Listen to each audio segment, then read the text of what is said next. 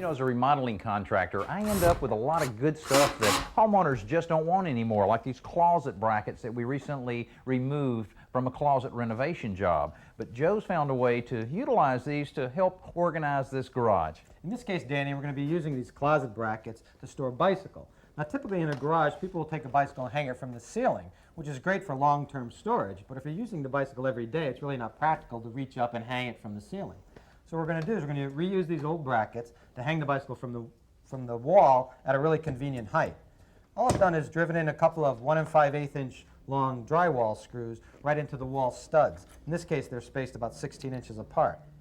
And then you just hang the bike from its crossbar right on the brackets. If you can grab that bike for me.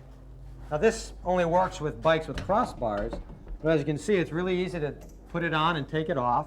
And you don't have to worry about it falling over and hitting your car every time you drive in. And I guess if you wanted to pad those out just a little bit, you could use, say, some weather stripping, foam weather stripping with the adhesive back, and just place it there behind it, and it'll nestle right in there. That'll work, and know what else works well is when you get your bicycle tire change, take the old inner tube and cut about a 6-inch long piece and just slip it onto the hooks. And then when you put the bike on, you prevent any scratches. And also maybe a shelf up here for the gear or helmet, air pump, something like that works perfect. Yep, a nice 1 by 10 will screw right to it.